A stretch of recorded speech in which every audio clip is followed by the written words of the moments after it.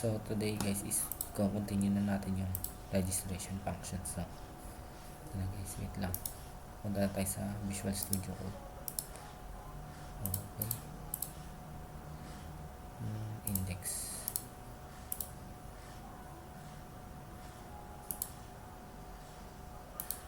So wait lang guys, kailangan ko lang yan, kita naman guys, diba? Yan, sa index na tayo. So sa control, so dalagay tayo ng class name. So class control extend model para makakonect sa database. So meron tayong functions na may class na tayo. So click na tayo ng function, public function lang tayo guys na entry std. So mag-entry si student na ang alaman yan is first name.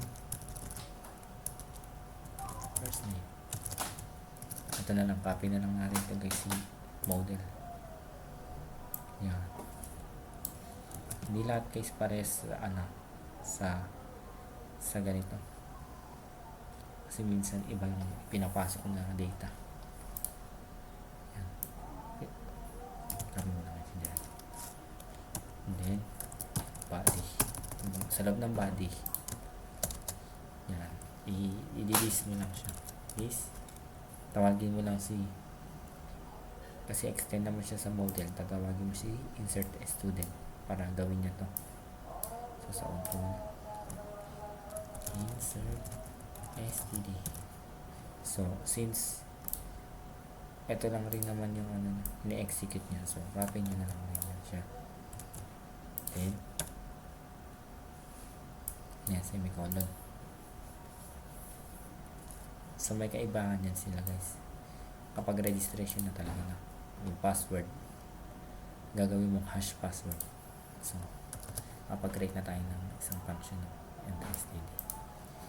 So mag-create pa tayo sa pang function ng magsisave sa data, pupuntang database lang yan. So sabi dito, if I set expose save. So bakit save? Ito siya guys, sa view class ang pangalan ng save submit natin is save guys, save. Sa ang method niya is post, so kaya post ang ginagamit namin sa control, post. So ang mga value lang naman ng name niyan guys is ay lang ikakopy nyo kada label. So titingnan natin, so si first name daw, ang hahawakan niya is yung pinost na f name, ang value. Yeah. So last name,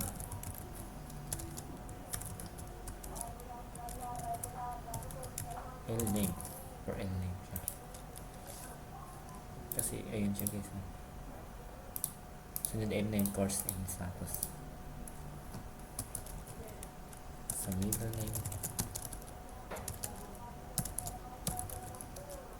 post, M name, and then last name, hindi, course na pala tayo, sorry, equals to post,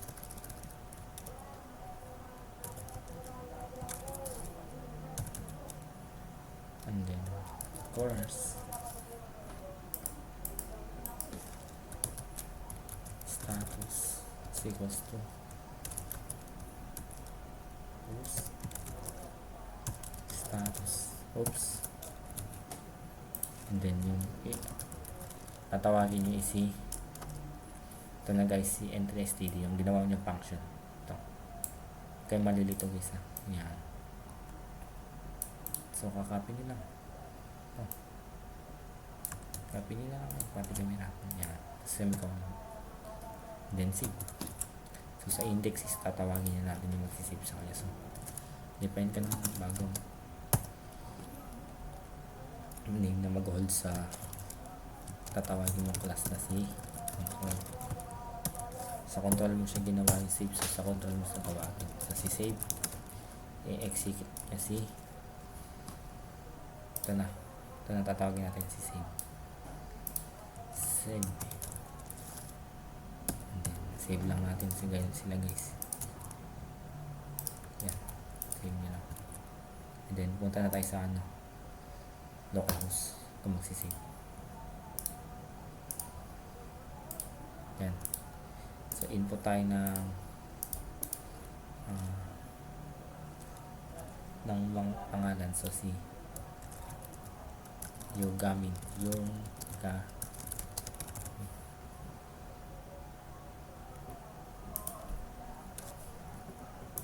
na lang. Si Yogamin. BSIS. And then active sa save. Okay guys. Nag-save siya. Tingnan natin kung nag-save. Pasok si Yogamin. Paano naman natin malalaman kung pumasok na? So, yan. Mag-input tayo na sa control. Punta sa model, and then kapag na-execute nyo is ito na guys, mag-e-echo siya ng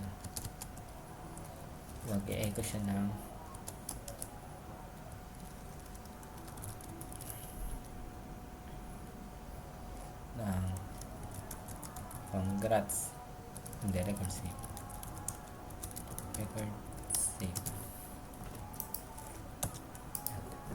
Save.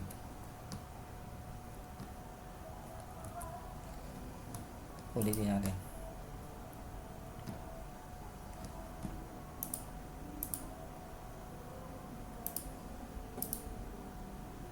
So, dito sa model, yan, magdagdag na kayo ng echo record save. So, sa susunod, tayo? Sweet alert na tayo ng JavaScript. So, ito lang muna. So, punta tayo sa ulit back to documentary pages. So, magdagdag tayo na baliktad na naman natin. Gamin yun.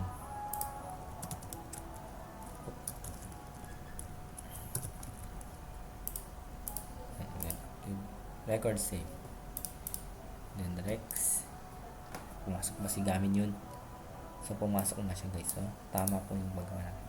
Thank you. And that's all for today. And then abangan nyo yung mga susunod natin gagawin na magde-design tayo ng ganito using Vue. Mag-bootstrap tayo and then mag-sweet alert tayo. So next, thanks. Aralin nyo lang.